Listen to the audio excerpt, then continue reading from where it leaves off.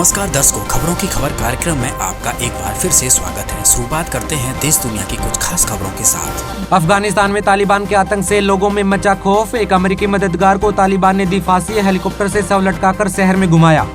Economy के मोर्चे पर मोदी सरकार के लिए आई गुड न्यूज। साल 2021-22 की पहले तिमाही में रिकॉर्ड 20.1% रहा जीडीपी ग्रोथ।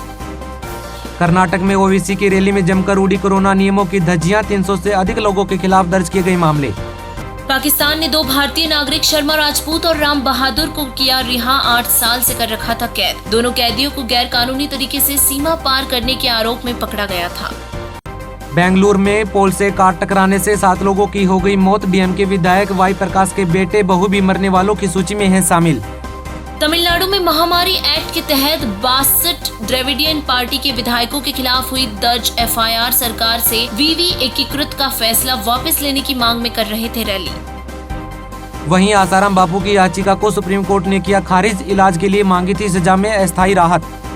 भारत ने वियतनाम को भेजे 300 कॉन्संट्रेटर और मेडिकल ऑक्सीजन। मदद करने के लिए वियतनाम ने कहा धन्यवाद। तेलंगाना में 1 सितंबर से नहीं खुल पाए शैक्षणिक संस्थान। हाईकोर्ट ने सरकार के आदेश पर लगाई रोक। समाज सुधारक संत रामपाल जी महाराज जी के सानिध्य में नेपाल, मध्य प्रदेश और छत्तीसगढ़ के अलग अलग जिलों में संपन्न हुए 5 दहेज रहित विवाह। दुनिया भर में दहेज रूपी दानव को समाप्त करने के लिए संत रामपाल जी महाराज जी के पदचिन्हों पर चलते हुए उनके शिष्य दिन रात संघर्ष कर रहे हैं। करणी माता के दर्शन कर लौट रहे एमपी के 12 लोगों की हो गई मौत। केंद्र व राज्य सरकार मृतकों के परिजनों को देगी 2-2 लाख रुपए का मुआवजा।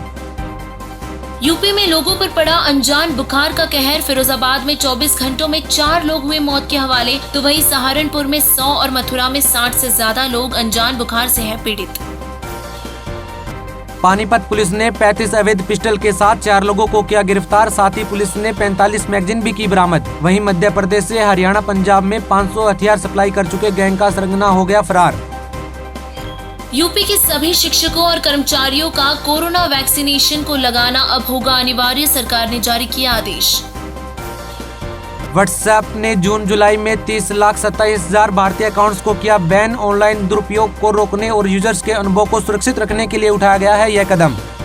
झारखंड में बिना मास्क मोटरसाइकिल पर सवार सेना के जवान को कुछ पुलिसकर्मियों ने बुरी तरह से पीटा। खुलेआम गुंडागर्दी दिखाने के आरोप में 3 पुलिसकर्मियों को किया गया सस्पेंड।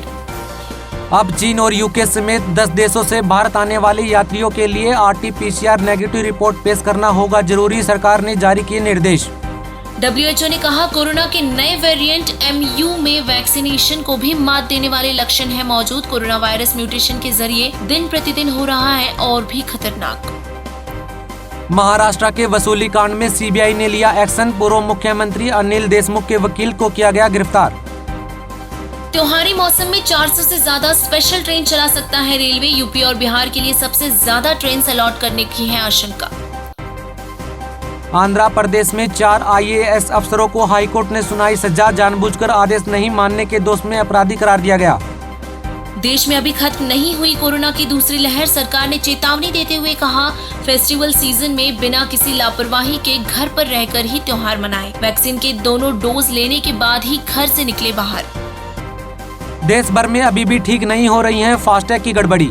एमपी के छिंदवाड़ा में घर पर खड़ी कार का 295 किलोमीटर दूर महाराष्ट्र के यवतमाल में कटा टोल टैक्स। कार ओनर ने NHAI से की शिकायत। कांस्टेबल भर्ती पेपर लीक मामले में 11 फरार आरोपियों पर सरकार ने घोषित किया इनाम। 2 आरोपियों के लिए 2-2 लाख रुपए, तो रोहतक के एक युवक समेत 9 पर 50-50 हजार के पुरस्कार का किया गया ऐलान। वहीं मोगा में सुखबीर सिंह बादल की रैली के बाहर जमकर हुई पत्थरबाजी। प्रदर्शनकारियों को रोकते हुए पुलिसकर्मियों का पसीने के साथ खून भी बहा। न्यूयॉर्क में आए तूफान ईडा ने मचाई भारी तबाही। अब तक ले चुका है 44 लोगों की जान। मशहूर टीवी एक्टर सिद्धार्थ शुक्ला का मुंबई के कपूर हॉस्पिटल में 40 साल की उम्र में हार्ट अटैक से हुआ निधन। एक्टर की पोस्टमार्टम रिपोर्ट में शरीर पर बाहरी चोट के नहीं मिले कोई निशान।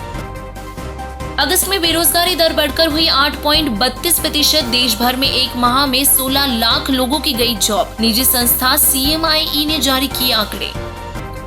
ईडी ने मनी लॉन्ड्रिंग के मामले में राजद के राज्यसभा सांसद अमरिंदर धारी सिंह की 13 करोड़ की FD जब्त की।